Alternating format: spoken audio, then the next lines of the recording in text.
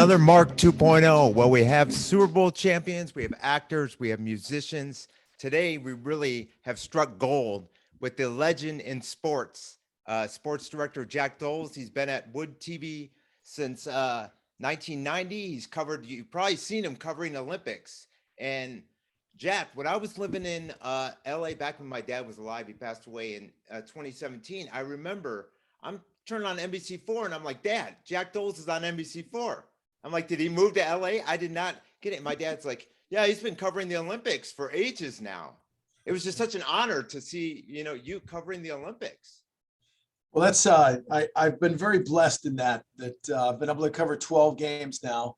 And I've done it in a variety of ways. Some of it's been for Wood TV. Sometimes it's for NBC. Sometimes it's for, now we're owned by Nexstar.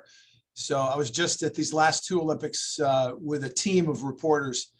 We had 7 reporters in Tokyo. We had 5 reporters, 2 photographers in Beijing. So covering pandemic Olympics, I hope I never have to do that again. But it's fun because we hop on different stations across the country and the content changes from live shot to live shot. So you really have to be on your toes. But I've always had a passion for the Olympics, and it's crazy that I've been able to cover 12, and I hope I still have at least one more in me because I'd really like to go to Paris. And Mike Tirico must have loved sitting down talking with you. Probably not as much as I liked sitting down talking to him. How about that assignment he had out there where he was in Beijing and then he had to go back and front the Super Bowl. So he had the Super Bowl and the Olympics in the same month. And then, it was so crazy out there because if you tested positive, you had to be, for COVID, you had to be put into a quarantine hotel. And so some of the first people that tested positive were stuck in these hotels for about a month. And then finally, I think NBC struck a deal where if they reached levels that were acceptable in the United States, that they'd be able to send them back on a charter flight. They wanted to make sure that Mike, with all of the responsibilities he had on him, he got into the country, he was there until Super Bowl week, and then they flew him back, but they didn't want to risk sending him back to Beijing a second time and having something happen. So that's why you saw him there, and then he was in LA, and then they moved him to their headquarters in Connecticut to front the rest of the Olympics. It was such a great games too, because look at somebody who was crushed like Nick Baumgartner, and then they added the event, and then he came back. I would say that they did such a really good job, because the only thing that drawback that I saw was I think there was a slalom event where they, postponed the second heat, but the first heat, so many people got out because you couldn't even see. But other than that, I think they did a really good job. What do you think? No, I thought under incredibly difficult circumstances, the IOC pulled off the games, the Chinese pulled off the games, and the NBC, even though normally, Mark, they would send about 1,500 people out for these Olympic Games for Winter Games. They only had 750 there. Most of the play-by-play announcers were back in the United States. They weren't there front and center like they normally would be. I think you're going to see a change in the way games are put together by NBC going forward. I think you'll see more of that, where maybe they've got the reporter there to get the interviews, but the play-by-play people, I think they've realized now under these circumstances they can pull it off without having so many people in a country, that they can help their cost, their bottom line. But they really did a great job. And you mentioned Nick Baumgartner, and that was one of my favorite stories out there, because I've gotten to know Nick covering him in various Olympics, and he's a Michigan guy. And, it was heartbreaking to see him, stumble. He was in the individual race. He was right there in the semifinal heat. He had that thing won, and he made a mistake. And when you saw the interview with him afterward, you just saw how heartbroken he was. If you're of my age, you remember the thrill of victory, the agony of defeat. And we saw that agony of defeat. But then he gets that second chance in that new event with Lindsey Jacobellis. He wins the gold. 4 years ago when he finished 4th, he said it was heartbroken, but when he crossed the finish line, he looked down and there was his son. And he saw his son had this huge smile on his face. And he was like, if he's not heartbroken, and if he's proud of me, how can I be heartbroken? So he got down there and that took the sting out of that loss. Well, this time, no families were allowed in China. So his son wasn't there. His son was back home. So that's part of the lack of support system that we saw in Tokyo and in Beijing made it difficult for athletes. I think it's part of the reason you saw Simone Biles struggle and some of these other big name athletes that struggled. They didn't have that support system they normally would right there with them.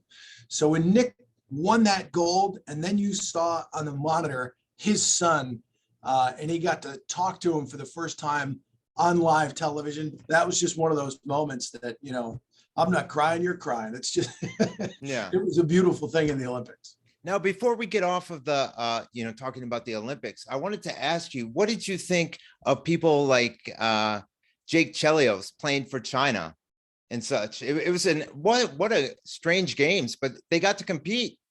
That's what I think. Right. So Jake was able to do it, not because we've seen normally, if you are, Chris Kaman comes to mind. Guy from Grand Rapids, played for the LA Clippers. He played for Germany in the Beijing games. Well, like his great grandfather was born in Germany. So you're able to make that connection. And Germany needed some bodies. In Jake's case, he was playing in the KHL for a team in China. Well, because hockey's not big in China and they don't have any games, they get a team in there. So what they did was they took their team in that league in the KHL, and those members of the team represented China. And so that's why Jake Chelios played for China. Of course, Jake's dad was a multiple-time Olympian for the United States. So for him, it was an honor to play under the rings. I'm sure much prefer to play for the United States, but Jake's not that level of player in the U.S. So it was a great thrill for him, and it was fun to, see him out there on Olympic ice. Yeah, Gordon, I'll turn it over to you. What would you like to ask Jack? Well, the question I have, you and I are in the same age, we're in the same area code. And when we were growing up in the 80s, sports as a commodity, it was 10 minutes at the end of the local newscasts. That was sports coverage. And then you got into the broadcasting business just as sports kind of blew up and we started to have half-hour and hour-long shows specifically dedicated to sports. Sports became such a huge commodity that they hadn't been before. What was it like when you were first coming into broadcasting, just starting out? And what's the evolution you've seen over the course of your career? Well, it's funny, Gordon, you mentioned that because we're in the local news industry, we're always fighting for time. On a regular 6 o'clock show, I get 2 minutes. And the 10 and the 11 o'clock shows, I get 3.5. But if there's a lot happening, then I'll go into the producers and tell them, hey, I could really use this. I've got this much local content. I've got these stories. And so there's some barter going back and forth. So we're fighting for time. You're talking like the evolution of SportsCenter, and that blew up. And they just did one show after another because they could sell it like crazy. And now we've seen, SportsCenter's not what it was. So now they've got these different shows because the costs of those shows were so great. All the producers they needed, all the editors they needed, and photographers and the talent. So they've scaled back on those SportsCenter shows, like a news kind of sports show. And that's why you're seeing more of those talk shows on ESPN. So there's such an ebb and a flow in the way this industry goes.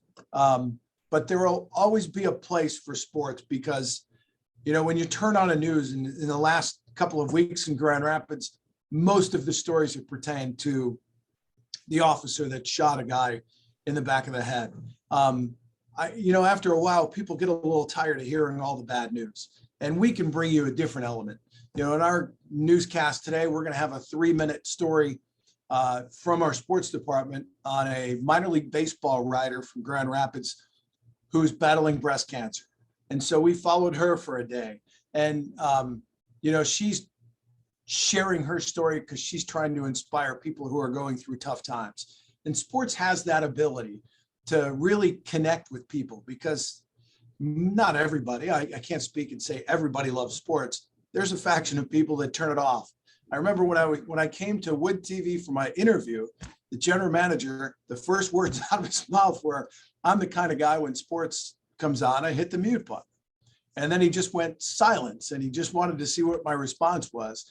And so, we've got to be prepared to try and win over people that, give them a reason to continue watching and not walk away from their TV at 6:15. So we'll try and tell more stories like that, try and engage with the viewers and feel good stories. And, it's a recipe for us that I think has worked pretty well over the years. Because sports has become so segmented. It used to be basketball, baseball, hockey, football, and that's it. Now we have lacrosse, we have MMA, we have the Olympics, swimming, and it's such a segmented market now. And now you have specific channels with the online era where whatever your specific sport is, how challenging is that for you to try and carve your niche out in a local market, on a local television station to try and cover that breadth? It is a challenge because you've got to weigh how much do people really, are they going to tune in to watch lacrosse highlights or wrestling highlights? No, probably not on a regular basis. But if we don't acknowledge some of those sports, then we'll start hearing about it. So for us, like this spring sports season is a perfect example, because right now, I'm not going to send shooters out to go shoot high school baseball games in 40-degree temperatures, because we're going to come back with passed balls and errors, and it's not going to look good. So for us, we'll start to pick up spring sports once the tournaments come about. In the meantime, the baseball season started and people are excited about the Tigers. The NHL normally, back in the day, people wanted Red Wing stuff. You couldn't give them enough. We've also got the Grand Rapids Griffins, the Muskegon Lumberjacks, and the USHL. So there's different levels of professional sports in our market. Michigan, Michigan State, Western Michigan, Central Michigan. So there's so much that we can dip into that we just try and figure, all right, what is it they want? And I've also got a news director who doesn't want our shows to just be highlight fests, which is great because that allows us and pushes us to go out and tell more stories.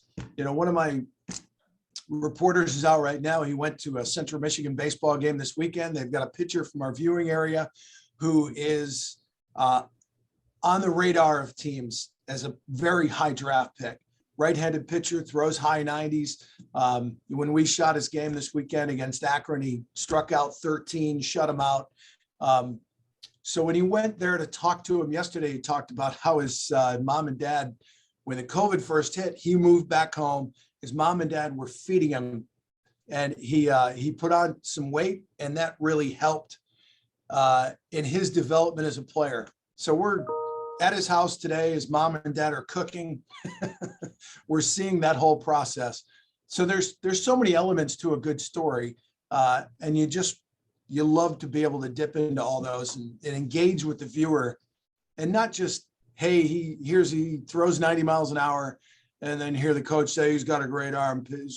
What drives this guy? What makes him or her the kind of person that succeeded to the level they are? I think that's what you're looking for when you're telling a story, is to really give a reason for the viewer to want to continue watching and to engage with them. What is it like for you? You grew up in Chicago area, right? Yeah. What is it like for you to now be covering their arch enemies? You know what I mean? If you know what I mean. And to the first thing I learned is you have to put fandom aside. When the Cubs were winning the World Series, I was in the office yelling and screaming.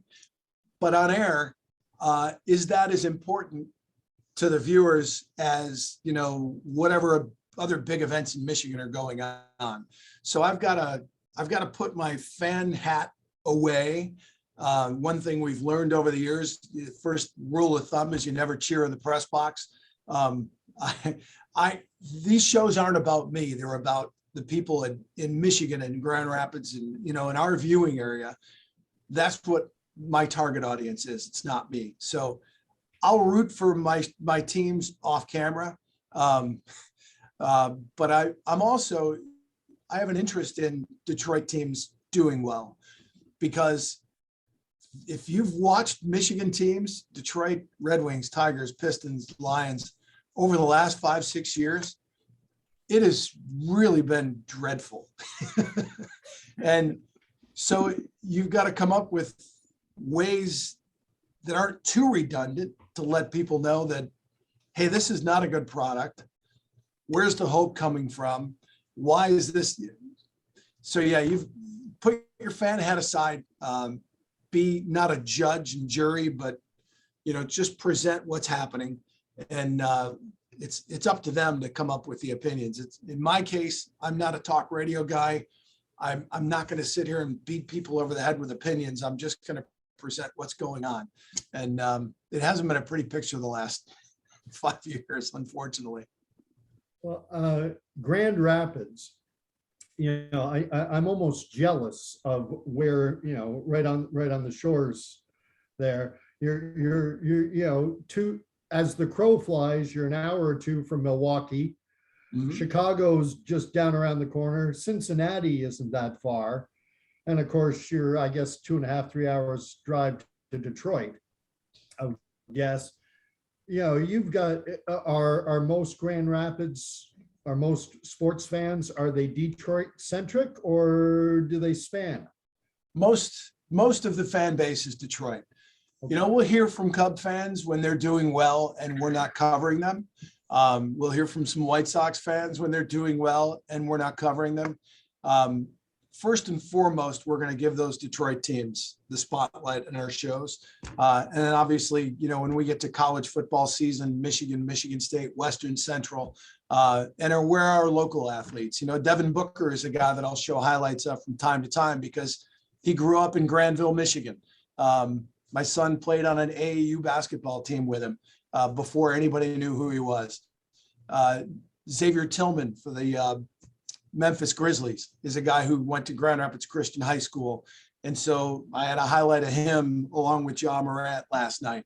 So when we see these local athletes playing in these various sports, we've got quite a few in the NFL now. Unfortunately, most of them are like offensive linemen, so it's hard to get highlights. But Kirk Cousins is a guy that we covered in high school.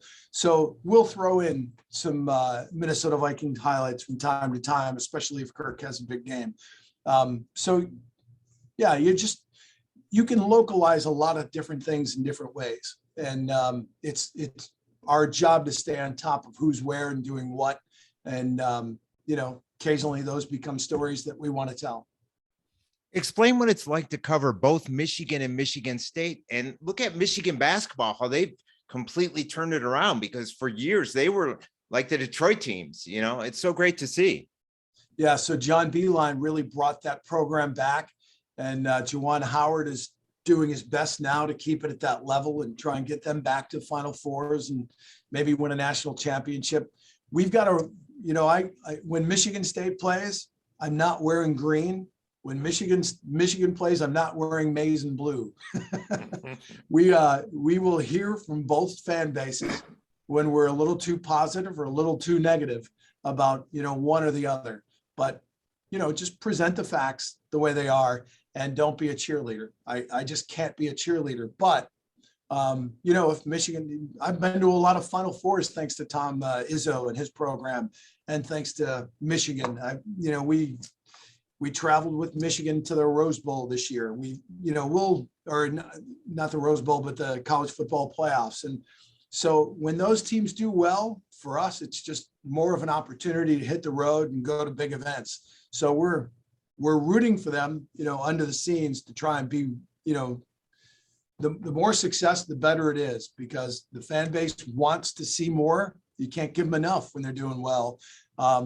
And when they've got some local athletes on those teams, that gives us more reason to get out there and go to the big house in the Spartan Stadium. And so, yeah, it's fun. I still pinch myself. I've had a job that when I worked at Kmart when I was in high school, my broadcast career started with blue light specials. When I worked when I worked there, the clock just went so slow, and you're watching it. Night takes forever, but we've got 2 to 3 to 4 deadlines a day here, and that clock moves very fast. And a day like today, I came in at 1 o'clock. I'll be out of here at midnight, but it'll fly by just because deadlines and interesting things, and I love what I do. I wanted to, Mark had sent to me when Tiger Stadium closed, you did an expose, nothing too long. It was probably 3-4 minutes long. Mhm. It was wonderfully done. And I had a hard time when Mark said, we're gonna be talking to this guy. I said, a Tiger fan? I don't know if I can talk to this man because of what his Detroit Tigers did to my Toronto Blue Jays all the way back in 1987 when we lost 7 games in a row, including the last 4 games of the season at that old Tiger Stadium. Just some thoughts on the old Tiger Stadium versus the new one. I've never been to the new one. So I grew up in Chicago and grew up going to Wrigley Field all the time. Okay. So lifelong Cub fan, and I love Wrigley. So when I first moved to Michigan, my first job was up in Traverse City, and that was in 1987. So that summer, I listened to a lot of Ernie Harwell, and Yes. that gave me a connection to the Tigers that I never expected, because I just love to hear that guy call a baseball game. And, he'd work in some history. And then, they were really good that summer, and it was really exciting down the stretch. I still think Trammell should have been the MVP. But it was amazing to watch that happen. And so I started going to some Tiger games. And when I'd go, I knew the stadium was going to be closing down. So I did a lot of research, and all those big moments that happened there. And I also looked at the ballpark where the paint was peeling. And so it was just a tired old building, beams everywhere. So obstructed views in what should be great seats. So the city had a connection to the stadium because it had great moments. So when the new park opened up, I was curious to see what that was going to be like. And I really like Comerica Park. And then when it first opened, they weren't good. They had some really bad teams. And so you just never had that electricity in the park. It was really missing until, they got Pudge Rodriguez and Maglio Ordonez. And I was there at Comerica Park when Ordonez hit that home run to send the Tigers to the World Series. And that is still to this day the loudest I've ever heard. At any sporting event I've ever been to, that was the loudest. And it just reached this fever pitch as he went around the bases. Because a walk-off home run to go to the World Series, the place went nuts. And you just get caught up in it. So, the Tigers, over those couple of years, they were really good. They probably had the best starting pitching staff in baseball history. When you look at Verlander and Scherzer and Price, every one of those pitchers won a Cy Young after they left Detroit. They couldn't keep it together. And, that World Series they lost to St. Louis is one that just leaves your head scratching. How'd the pitchers forget how to field the ball? They should have beaten the Giants. They had the better team in both those World Series. It shows you how difficult it is to capture those things. We've been able to see the Red Wings win Stanley Cups. We've seen the Pistons win NBA championships. I was at the Lions' only playoff win in Super Bowl era. Think about that. What are we, Super Bowl 55 coming up, and they've won one playoff game. So I hope this GM gets it right with this draft. Did a nice job. Brad Holmes did in his first draft. He needs like 2 or 3 really good drafts to get this franchise back on track. I think Detroit will go absolutely nuts if the Lions become a player. They want it so badly, but it gets a little tiring when you're in week 6 and already talking about who you're going to take in the first round of the draft next year. But that's life of a Lions fan. 6, 7 weeks in, they usually already know they're out of it. And all right, let's look to the future. Oh my gosh. You know, Jack, one thing that struck me when you were mentioning Ernie Harwell, because I was always a Chicago fan too, and my dad was always a Detroit fan. It was funny because there was a time when they got rid of Ernie Harwell, and when Bo was there, and my dad gets his T-shirt, and he goes, and it said, "Say it ain't so, Bo. We love you, Ernie Harwell." It was just an iconic T-shirt. I wish I had it myself. You know, but even as a Chicago fan, I respected the Tigers because my dad was a diehard fan. It's one of the, it should be one of the marquee franchises. It's been around for so long. And I still will never understand why they pushed Ernie out the door, because even as he got older, his call was still classic. He wasn't missing things. Sometimes you hear somebody that gets up there in age and you hear their call and you're like, oh, he's just not got it. Ernie still had it. And he was beloved by the fans. And I felt bad for the two guys that they hired to replace him, Rick Riz and Dave Rathman, because they're both still going. They're both really good, but they weren't Ernie Harwell, so they couldn't win here in Detroit. Dan Dickerson, when he followed Ernie, it was a succession plan. So that helped Dan. He wasn't just loathed by the fans because he's the guy that just took Ernie's spot. He moved into it. And then they moved Ernie into TV. And so Dickerson is really well loved and respected by Tiger fans now.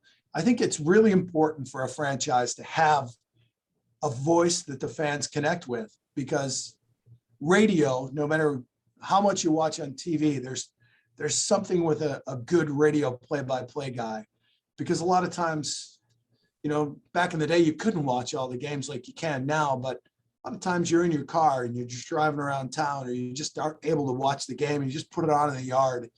And if you've got a good radio play-by-play guy, it just brings you a connection with the fans. And nobody had that better than Ernie Harwell. And he was part of the reason Detroit became iconic, and the Tigers became iconic in the city of Detroit, because people just love to hear his play-by-play and love to hear the stories. He just had a great connection with the fan base. Yeah, I mean, somebody who could be comparable is Jim Branstadter, and when he was doing it with, his current, Dan Dierdorf. When he was doing it with Dan Dierdorf, it was just iconic to hear both of them together. I liked Jim better as a color guy. I thought when he did it with Frank, I thought Frank was great. And then Jim was better as I didn't like him as much, and maybe this won't be popular. I didn't like him as much as a play-by-play guy, but still he served that Michigan football fan base incredibly. His passion is unmatched. Loved Dierdorf. So it'll be interesting to see how this new team handles it. Did they give it Doug Karsh, the play-by-play guy now? Is that right? I believe so, yeah. Yeah, I always thought that job would have ended up with Matt Shepard, but he got the Tigers job, and I'm sure the Tigers don't want to share him and give him, lose him for all the Saturdays. So, yeah, I think Matt at one point would have loved that play-by-play job for Michigan football, but I think he's pretty happy where he is. I wanted to ask you, it's a question that just came to me, and hearing you talk, I think I might know the answer, but I'm going to ask it regardless. And that's, you're covering the Tigers, the Lions, the Pistons, the Wings, and you're covering professional athletes who are making insane amounts of money. And it's almost like they live in a different world from the rest of us. And then you're covering, a local, maybe a Pop Warner football game, and which stories do you prefer? Do you prefer the local, the kid who's in high school who just threw a no-hitter, or a guy hitting for the cycle for the Tigers?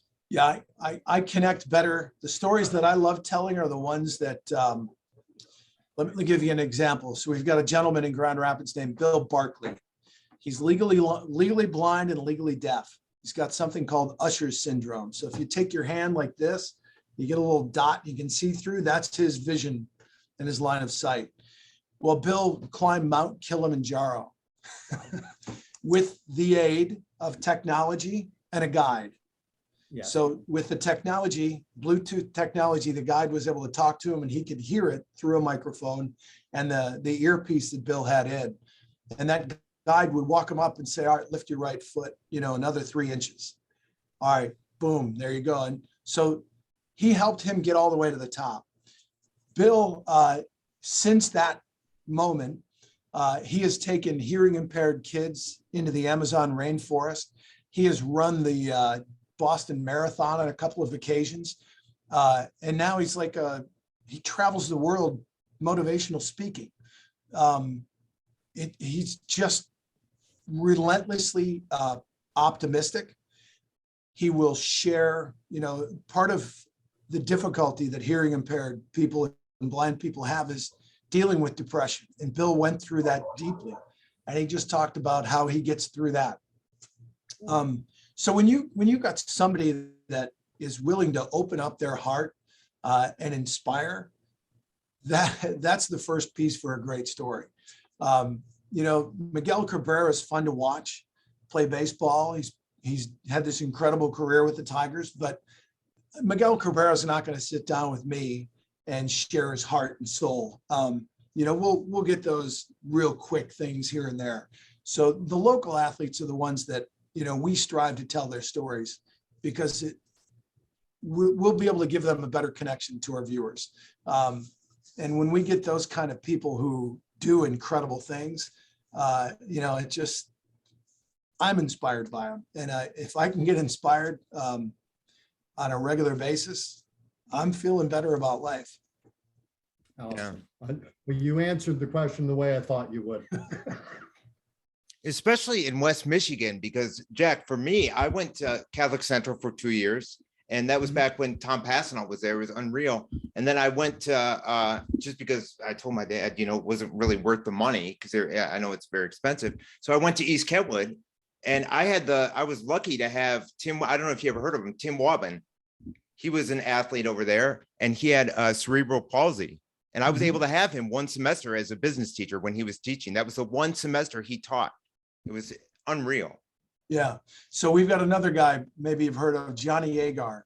So Johnny, so he's got cerebral palsy, and his dad started pushing him in a wheelchair in like the Fifth Third Riverbank run. Well, Johnny really fought to try and walk. He was told he'd never walk. So his dad started pushing him in these marathons, and then he started doing triathlons.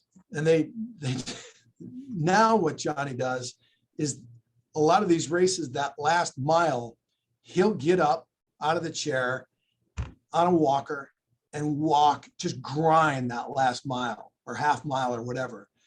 And it's incredible to watch because the effort he has to put forth to walk, 10 steps is probably something that would knock me on my butt.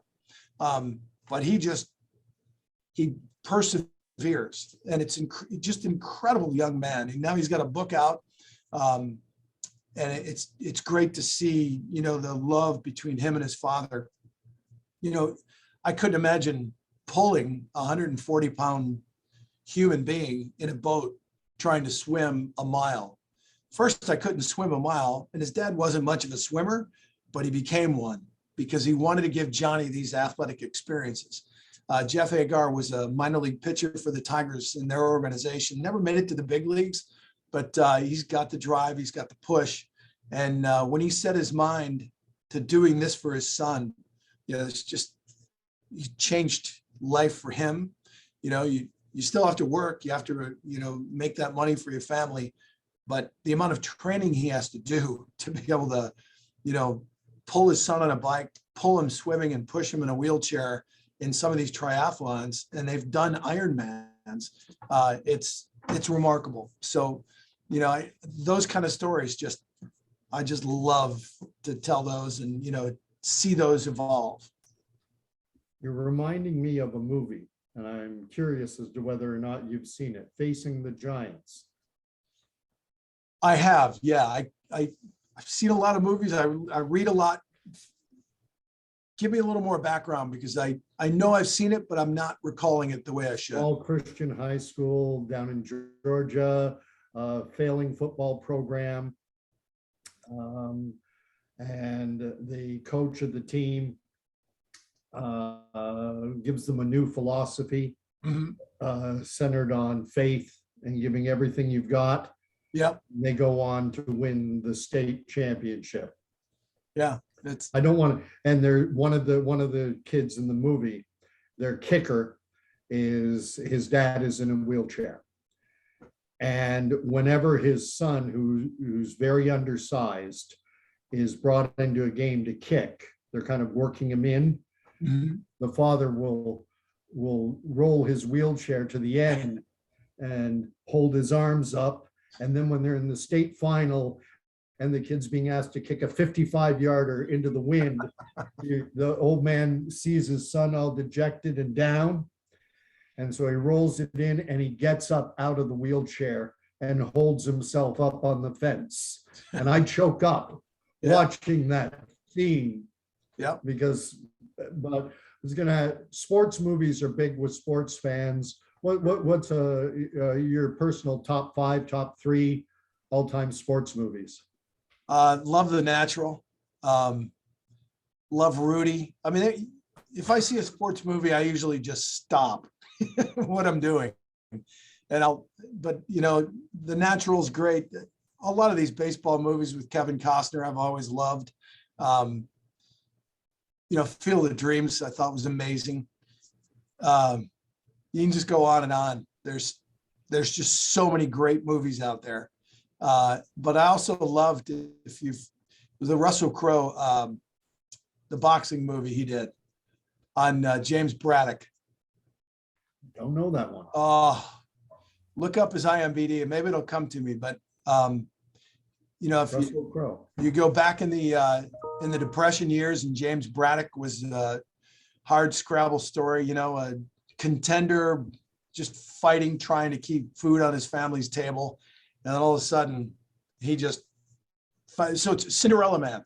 Oh, okay. It's a true story. And it was, that might be my favorite sports movie of all time. You seem to be a real underdog. Yeah. Love underdogs.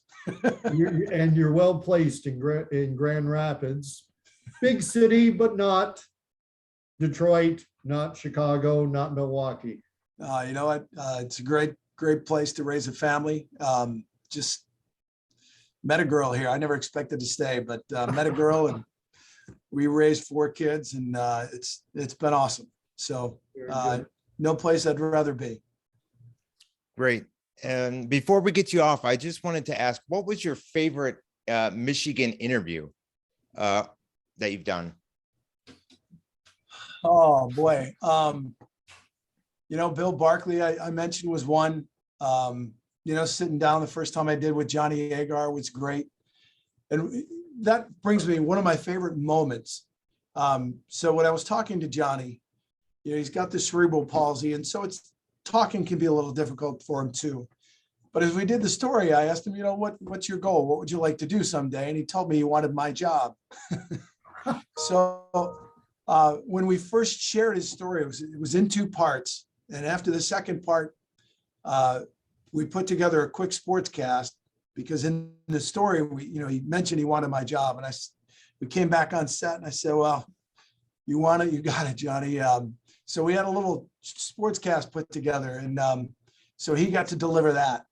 And one thing I just didn't think about was, you know, he can't use his arms.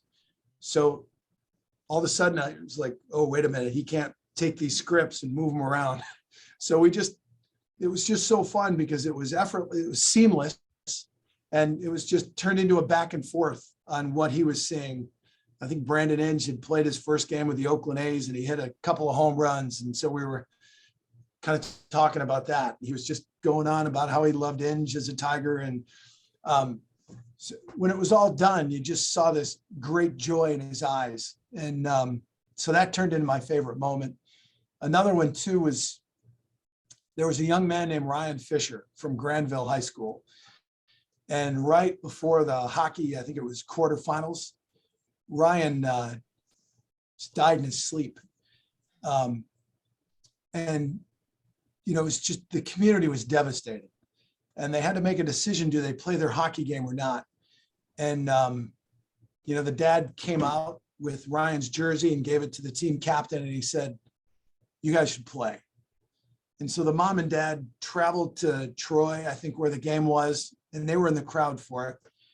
And they ended up losing the game like 3-0. But when the game was over, they all centered around the goalie in the net and they took a knee. And as soon as they took a knee, Detroit Catholic Central, the whole team skated out, took a knee around them, and they all just got together and prayed.